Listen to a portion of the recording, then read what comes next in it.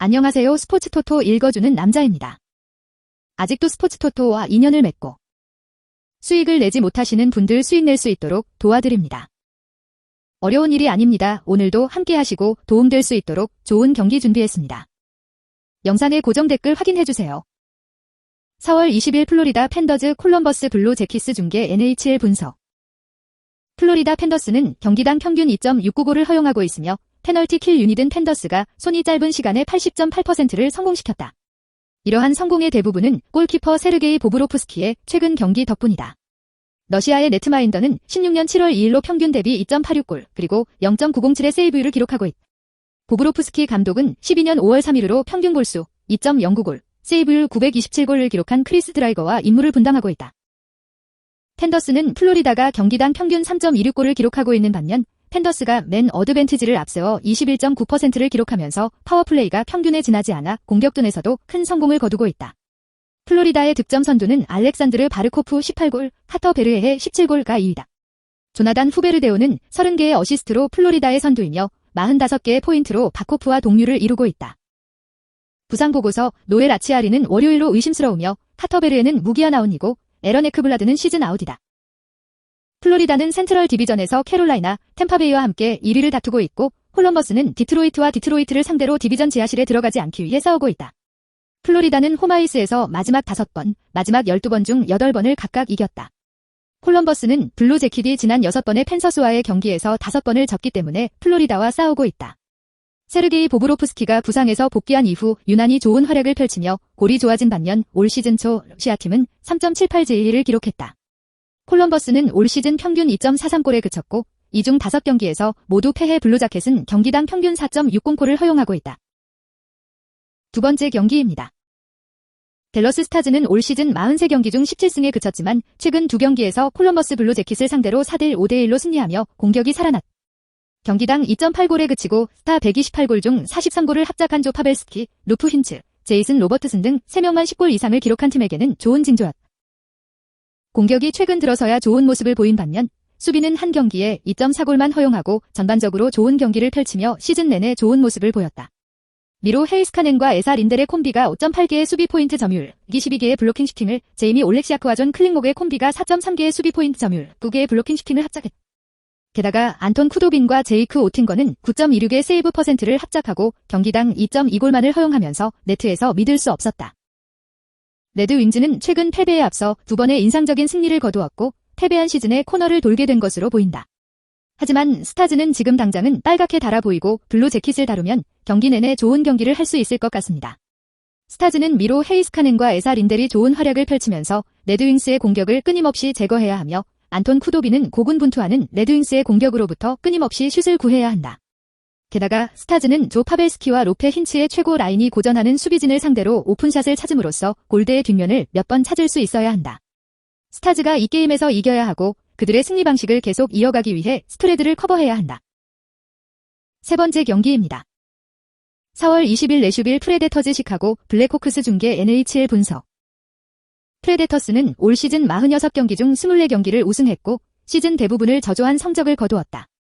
프레데터스의 주요 고군분투는 경기당 2.5골에 그치고 골밑을 찾기 위해 끊임없이 고군분투하는 공격적 고민이었다.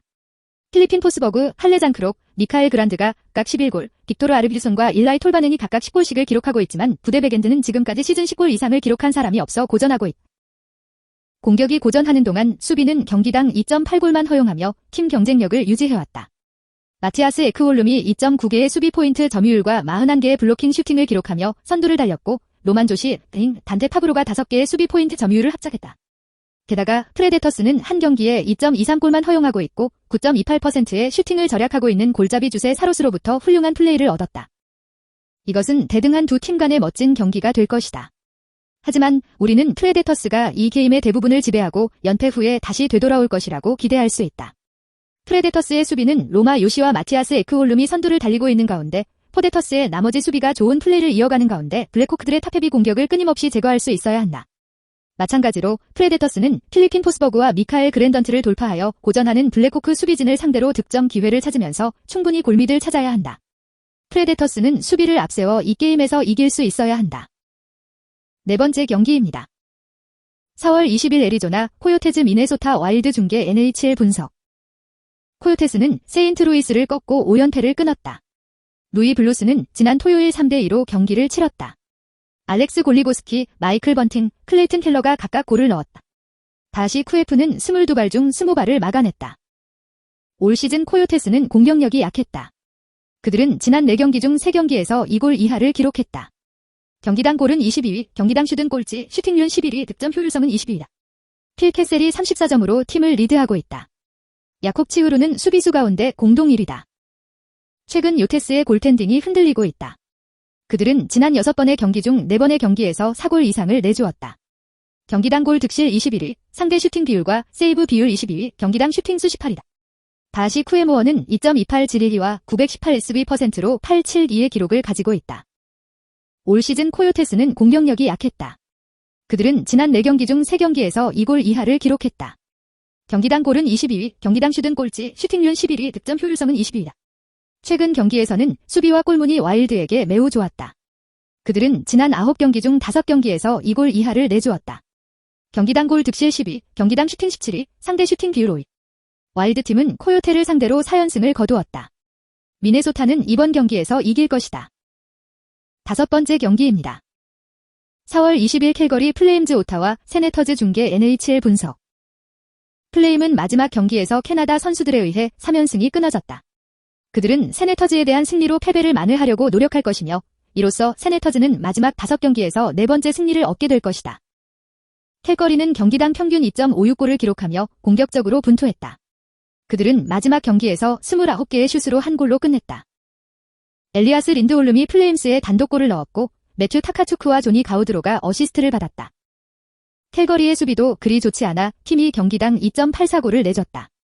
그들은 마지막 경기에서 2골을 내줬고 승리를 원한다면 더 좋은 경기를 해야 할 것이다. 플레임스는 마지막 4경기 중 3경기를 이기고 연장전에서 디비전의 상위팀 중 2팀을 물리쳤다. 그들은 최근 5경기에서 5골을 내주는 등 수비적으로 좋은 경기를 펼치고 있으며 원정에서 공격적으로 경기를 잘 하지 못하는 상원의원들을 늦추는데 어려움이 없을 것이다. 오타와 수비는 올 시즌 팀의 가장 큰 약점이었고 팀은 지난 6경기에서 18골을 내주었다. 플레임스가 홈에서 한 경기당 평균 3골 이상을 기록한 가운데 세너터스가 이를 늦추는데 어려움을 겪을 것으로 예상해 캘거리를 여기서 최고의 배팅으로 만들었다. 세너터스 팀은 경기당 평균 2.67골을 기록하고 있으며 경기당 평균 2.73골을 기록하고 있는 원정에서 조금 더 좋은 경기를 펼치고 있다.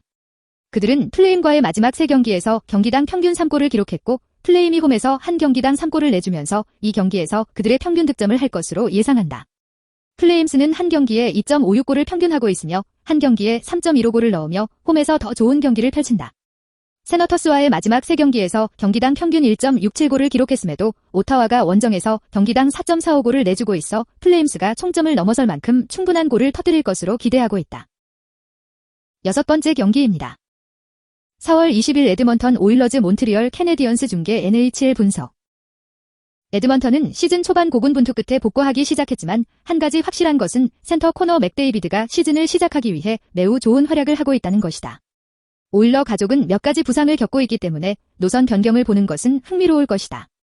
2015년 1라운드 선발은 올 시즌 71득점, 23골 48도움을 기록했고 최근 4경기 출장 중 승점 7점을 기록하는 등 득점 공동 4위에 오르면서 도움과 승점 선두를 달리고 있다. 위니펙 제츠와의 마지막 경기에서 그는 얼음 위에서 24시간 38분 한 골에 한 쌍의 어시스트와 함께 끝냈다.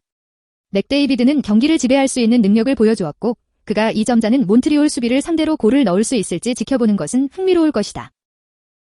마이크 스미스는 지금까지 시즌 내내 에드먼턴 오일러스 팀의 골키퍼였다. 위니펙 제츠와의 지난 경기에서는 올 시즌 자신의 기록을 15년 4월 2일로 끌어올리는 승리에 26개의 슛으로 골을 허용하지 않았고 경기당 2.36골을 기록하고 있다. 한 팀으로서 그들은 리그 12위인 120골을 허용했다. 이 수비는 오일러스의 최악의 측면이며 전력 경기에 대한 평균 이하의 방어이다. 그들은 벌칙의 97대 12점, 79.51%를 죽이기 때문에 수비를 향상시킬 수 있다면 남은 시즌 동안 더 좋은 위치에 있게 될 것이다. 페널티킬은 여러분이 분리할 때 골을 허용하지 않는 것이 여러분의 팀을 좋은 위치에 놓이게 하는 중요한 숫자이다. 캐나다인은 77.2의 페널티킬 퍼센트로 22위, 오일러스는 79.5의 페널티킬 퍼센트로 16위이다. 코너 맥데이비드는 에드먼턴이 홈에서 지배하고 몬트리올은 도로에서 잔혹하기 때문에 여기서 중요한 역할을 해야 한다. 전반적으로 에드먼튼 오일러스와 함께 여기서 승리하십시오. 오늘도 토토로 고민 중이십니까? 아직도 빚을 내서 스포츠 토토를 하고 계시지는 않으신가요? 이제 전문가와 함께 하십시오. 수익 복구를 모두 도와드리겠습니다. 영상 하단 고정 댓글로 문의하실 수 있습니다.